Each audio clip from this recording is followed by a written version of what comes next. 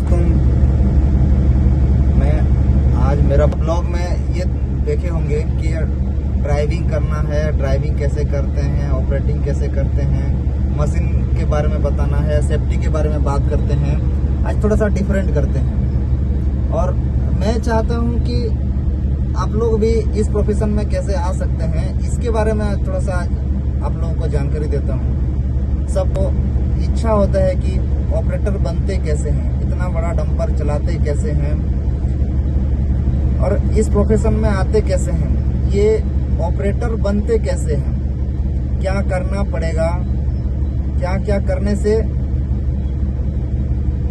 यहीं पे आ सकते हैं। जैसे कि पेपर होता है, क्या होता है, सैलरी कितना है, क्या क्या रहेगा, ये सब के बारे में आप लोगों को मैं जानकारी देना चाहता हूँ। और ऑपरेटर बनते कैसे हैं, सबको लगता है जो चलाते हैं ड्राइवर, यहीं पे हेवी मशीनरी है इसलिए इसको ऑपरेटर बोल के बोला जाता है। जैसे डंपर ऑपरेटर हो गया, ग्रेडर ऑपरेटर हो गया, shovel operator, dozer operator, crane operator. ये ऑपरेटर बनते कैसे हैं, इसके लिए क्या क्या प्रोसीजर है, क्या क्या करना चाहिए। पहले इसका नोटिफिकेशन आता है, जैसे वैकेंसी वगैरह है, नोटिफिकेशन आएगा। नोटिफिकेशन में पूछता है कि एलिजिबिलिटी क्या है, मतलब इसके लिए क्या क्या जरूरी है। जैसे इसमें 10वीं पास रहता है, मांगता है 10वीं पास में। जैसे ST SC है 45%, OBC का 50% और जनरल का 55%, जो कि 55%। तो और हैवी लाइसेंस होना चाहिए। हैवी लाइसेंस जो HMV बोलते हैं, हैवी मोटर व्हीकल, जो जैसे नॉर्मल लाइसेंस बन जाता है RTO में, वो ही चाहिए होता है। और उसमें आप लोग एक चीजें है, जैसे कि डोजर, ग्रेडर, इसके लिए आप लोगों को चाहिए ट्रैक्टर एंडोर्समेंट। तो इसके लिए आप लोगों को अलग से ट्रैक्टर एंडोर्समेंट करवाना पड़ेगा। तो इसके लिए वो करेंगे तो आप उसके लिए भी एलिजिबल हो जाएंगे। तो इसके लिए पढ़ना क्या क्या पड़ेगा।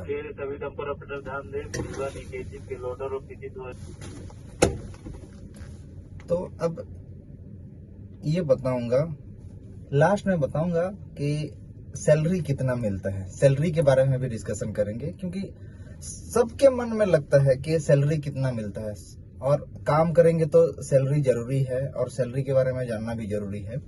तो इसके बारे में लास्ट में डिस्कशन करेंगे।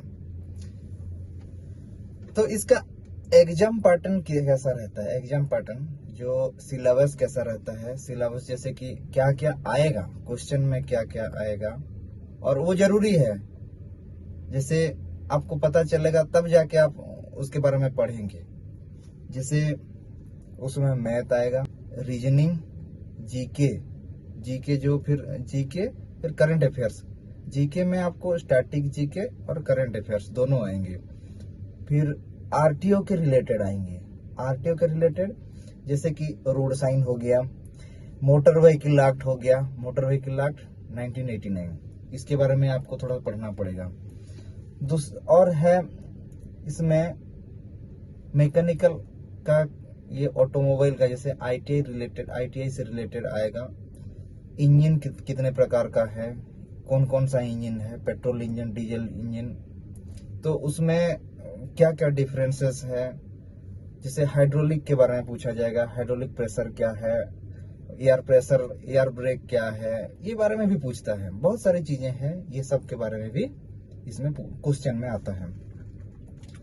तो थोड़ा सा ऑटोमोबाइल के रिलेटेड आप पढ़ लेंगे। मैं किताब सजेस्ट कर दूंगा, आप उसको एक बार मैं उसके लिए डिस्क्रिप्शन में लिंक दे दूंगा, आप वहीं से आप देख सकते हैं और खरीद सकते हैं और पढ़ सकते हैं उसको। मैथ में क्या क्या आएगा, मैथमेटिक्स में आएगा आप profit and loss, partnership, simplification, ratio proportion, percentage, decimal, simple interest, average, time and work, speed, area, फिर ज्योमेट्री से कुछ चीजें आएगा, आपको पढ़ना पड़ेगा ये सब के बारे में। तो आप मैथमेटिक्स में लगभग कवर हो गया, मैथमेटिक्स के बारे में ये मैं बता दिया। फिर हम चलते हैं कि जो मैकेनिकल के बारे में कहाँ पढ़ना है।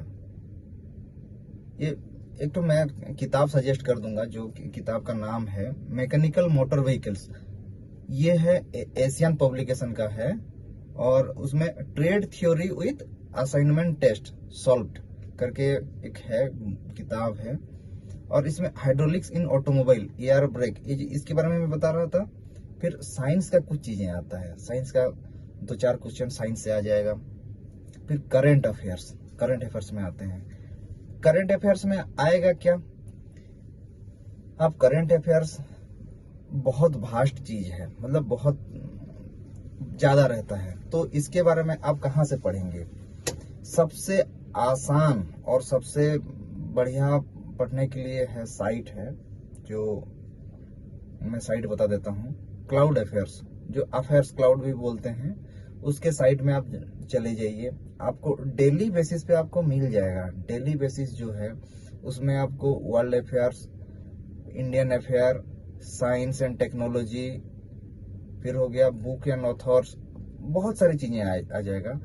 वहीं पे आप उसको डेली लिखिए।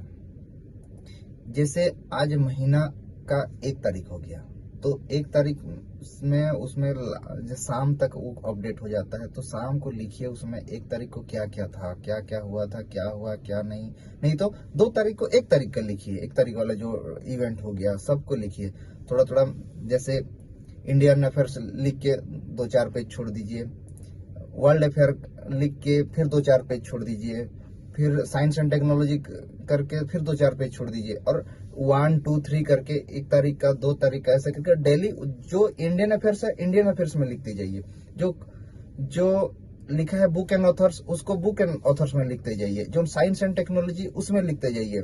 जैसे मोदी जी कहाँ गए, क्या किए, किसके साथ क्या एमओयू किए, तो और उसके साथ साथ ये क्वेश्चन में भी आता है कि वो क्या उद्घाटन किए, क्या शिलान्यास किए, ये सब के बारे में भी क्वेश्चन आता है। तो वो सब में डेली अपडेट हो जाएगा, आप उसको डेली पढ़ सकते हैं। अब लिखेंगे तो आपको वो 2-3 महीने के बाद वो आप लोगों को आसान हो जाएगा। फिर आ जाएगा इसमें स्टैटिक जीके यही होता है कि आप स्टैटिक जीके वो बदलता नहीं है। जैसे कि भारत का राजधानी नया दिल्ली, न्यू दिल्ली जो बोलते हैं, वो बदलेगा नहीं। जो नहीं बदलेगा उसको बोलते हैं स्टैटिक जीके, और जो बदलने वाला है हर समय बदलता रहेगा, जो नया नया आता रहेगा और वो पुराना होता जाएगा, उसको करंट अफेयर्स में शामिल किया जाता है। फिर रीजनिंग में क्या क्या आएगा? रीजनिंग आसान है करने से, आप प्रैक्टिस करेंगे तो बहुत आसान है, लेकिन इसको आपको प्रैक्टिस करना पड़ेगा। जैसे रीजनिंग में है आपको सीरीज आएगा, नंबर सीरीज हो गया कि अल्फा न्यूमेरिक आ गया। अल्फा न्यूमेरिक मतलब जो अल्फाबेट होगा और नंबर होगा वो अल्फा न्यूमेरिक बोला जाता है। फिर डिफरेंस आएगा दोनों में। नेक्स्ट क्या होगा, मान के चलिए ABCD दिया है, फिर उसके बाद क्या आएगा, जैसे ई आएगा। ऐसे करके सीरीज में भी 2-3 वर्ड जो लेटर है उसका कॉम्बिनेशन में बनाया जाता है, उसको आप थोड़ा सा प्रैक्टिस कर लीजिएगा। फिर जैसे कि और आता है A का वैल्यू 3, तो C का वैल्यू भी 3, ऐसा करके एक तो सीक्वेंस बनाएगा, और उसके लिए भी क्वेश्चन आएगा। जैसे आपको रीजनिंग, सिंपल रीजनिंग आता है, उसको आप पढ़ लीजिएगा। जैसे खास करके बैंकिंग के जो प्रिपरेशन करते हैं उन लोगों को थोड़ा सा ज्यादा आसान है, क्योंकि बैंकिंग में जिस हिसाब से जिस टाइप का पैटर्न आता है आजकल उस टाइप का पैटर्न आ रहा है। आप लोग थोड़ा सा उसको ज्यादा ध्यान देना पड़ेगा, उसको प्रैक्टिस कर लेंगे तो आप लोगों को बहुत आसानी से उसको कर सकते हैं, इतना ज्यादा दिक्कत नहीं है। मैं आप लोगों को जो जो चीजें बता दिया, और मैं इसमें आप लोगों को ये भी बता दूंगा, जैसे डिस्क्रिप्शन पे लिंक पे मैं ये भी दे दूंगा कि प्रीवियस ईयर क्वेश्चन में क्या क्या क्वेश्चन आया था, और उसमें जैसे कि नया नोटिफिकेशन आता है तो नोटिफिकेशन में क्या क्या दिया रहता है। जैसे नोटिफिकेशन का प्रीवियस ईयर का नोटिफिकेशन भी मैं दे दूंगा, लिंक दे दूंगा, और आप उसमें देख सकते हैं और पढ़ सकते हैं क्या क्या सिलेबस भी उसी में इंक्लूडेड रहता है। उसी में पूरा पढ़ लेंगे तो उसी में दिया रहता है क्या क्राइटेरिया रहता है, क्या पढ़ना चाहिए, क्या है क्या नहीं, सब कुछ दिया रहता है। बस आपको ध्यान देना है और आपको पढ़ना है, और आपको सैलरी कितना मिलेगा उसको भी दिया रहता है। और सैलरी के बारे में लास्ट में बोल देता हूँ। जैसे हम लोग नया ज्वाइनिंग किए थे, 1011 रुपये पर डे में था उस समय, उसके साथ डीए था, और उसके साथ ट्रांसपोर्ट अलाउंस मिलता है, उसके साथ जो स्पेशल अलाउंस कुछ मिलता है। ये सब मिला के लास्ट में कटौती में भी आता है। जो मान के चलिए, जो एग्जाम्पल में 1000 रुपये का 1011 रुपया मिलता था, तो अब 26 दिन ड्यूटी करेंगे तो 26 दिन का 26,000 हो गया। चार दिन आपका रेस्ट हो जाएगा, उस हिसाब से होगा इसका। ये टाइप का इसका इस तरीके से आपका रहता है। उसके बाद उसी में डीए जुड़ेगा आपका। डीए जो है, डीए उस समय जो परसेंटेज पे डीए चल रहा होगा वो डीए जुड़ेगा। और लास्ट में उसमें कटौती भी है। कटौती जैसे बिजली बिल हो गया, वो कुछ चीजें कटौती में आएगा। जैसे कि सीएमपीएफ हो गया, कोल माइंस प्रोविडेंट फंड, वो कटौती में है, वो कटौती में आएगा। जैसे इनकम टैक्स हो गया, वो कटौती में आएगा। और इसमें पेंशन जो है, पेंशन आपका हो गया 7%, वो भी कटौती में आएगा। सीएमपीएफ 12% कटता है, और पेंशन जो है वो 7%, ऐसे करके 19%, लगभग आपको मान के चलिए 20%। मान के चलिए आपका सैलरी 50,000 बन रहा है, मान के चलिए सपोज करिए, तो वो बनेगा क्या, जैसे 20% कट गया तो जो छोटा मोटा रहेगा कि जैसे बिजली का बिल हो गया, फिर साल में एक बार कटौती होगा, उसमें जो यूनियन का कटौती होगा, कुछ चीजें ऐसा है जो कटौती है वो कटेगा, और बाद बाकी उसी से आ जाएगा।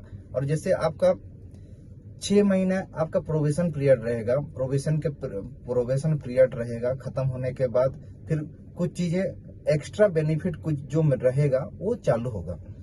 और उस समय जैसे आप ट्रेनिंग में हैं, ट्रेनिंग कर रहे हैं, वो आपको सिंपल जो आपको पर डे के हिसाब से जो बेसिक है वही मिलेगा। और उसमें 4 डे रेस्ट जो है महीना में आपको वो मैंडेटरी रहेगा। ये चीजें हैं, ये सब सारी चीजें हैं। और आज के डेट में वही नया ज्वाइनिंग के लिए 1502 रुपया है, 2 रुपया कुछ पैसे है जो नया ज्वाइनिंग के लिए उतना बेसिक है। तो उस हिसाब से आप 30 दिन का जोड़ लीजिए, वो 26 दिन का जोड़ लीजिए, क्योंकि 4 दिन रेस्ट, जिस दिन रेस्ट रहेगा उस दिन आपको 0, आपको पर डे के हिसाब से है, आप उसमें आपका पैसा नहीं मिलेगा। जिस दिन रेस्ट उस दिन पैसा नहीं मिलेगा, क्योंकि डेली रेटेड और मंथली रेटेड वाले को पूरा महीना का पैसा मिलता है और 4 दिन रेस्ट मिलता है। लेकिन इसमें डेली रेटेड जो है उनके लिए 26 दिन का हाजिरी मिलेगा, 26 दिन का, और जो 4 दिन रेस्ट मिलेगा उस दिन का आपको पैसा नहीं मिलेगा, उस दिन 0 रहेगा। तो इस हिसाब से आप जान लीजिए। और मान के चलिए रेस्ट में आप ड्यूटी करते हैं, आप ड्यूटी पे बुलाते हैं, तो उस दिन का भुगतान भी किया जाता है। तो उस हिसाब से आपका 26 दिन जो है वो बढ़ जाएगा, और 27 दिन का ड्यूटी हो गया, कि ये 30 दिन का भी हो सकता है, कभी कभी वो जरूरत के हिसाब से है। और हम नहीं बोल सकते कि ये बढ़ जाएगा घट जाएगा, क्योंकि आपके ड्यूटी के हिसाब से रहेगा। क्योंकि और मान के चलिए आप महीने में कम ड्यूटी किए हैं तो कम बनेगा, इस हिसाब से आप देख लीजिएगा। और मैं जो तरीका है मैं आप लोगों को बता दिया, आप लोग इस हिसाब से आप लोग कर लीजिएगा। और जो प्रोसेस बताया वो आप फॉलो करेंगे तो आप एग्जाम क्वालिफाई कर जाएंगे। बस आप पढ़ते रहिए, आप प्रैक्टिस करते रहिए, और प्रैक्टिस मैन मेक्स परफेक्ट बोल के इंग्लिश में कहावत है। आप लोग जितना प्रैक्टिस करेंगे उतना आप आगे जाएंगे। आप इसके लिए प्रैक्टिस करते रहिए। और ये और पहले से मैं बेस्ट ऑफ लक बोलता हूँ, और कोशिश पहले से करिए, पहले से पढ़िए, और मैं जितना सारा चीजें था मैं लगभग बता दिया। और आप कमेंट बॉक्स में कमेंट करेंगे और पूछेंगे तो मैं बाकी सारी चीजों के बारे में वीडियो बना के मैं आप लोगों के लिए पोस्ट कर दूंगा। और मैं अपना जो इंस्टाग्राम आईडी का मैं लिंक भेज दूंगा, लिंक दे दूंगा, आप उसी में आप मुझे पूछ सकते हैं। जो आपका क्वेरी है आप मुझे पूछ सकते हैं, जो भी चीजें हैं आप मुझे पूछ सकते हैं। और मैं वीडियो बना के आप लोगों को पोस्ट करके बता दूंगा। और पर्सनल डिटेल्स भी कुछ उसी में शेयर कर दूंगा, जिसमें आप डायरेक्टली पूछ सकते हैं क्या क्या पढ़ना है, क्या करना है। और मेरे चैनल पे आप लोग बने रहिए कि अपडेट जब आएगा कि तो मैं आप लोगों को बता दूंगा, सब कुछ बता दूंगा, प्रोसीजर क्या है, क्या करना चाहिए, क्या नहीं, कैसा करना है, सब वीडियो के माध्यम से मैं आप लोगों को गाइड कर दूंगा। और थैंक्स फॉर वॉचिंग। आप लोगों का सपोर्ट ऐसे बनाए रखिए और लाइक शेयर सब्सक्राइब करते रहिए। Thank you.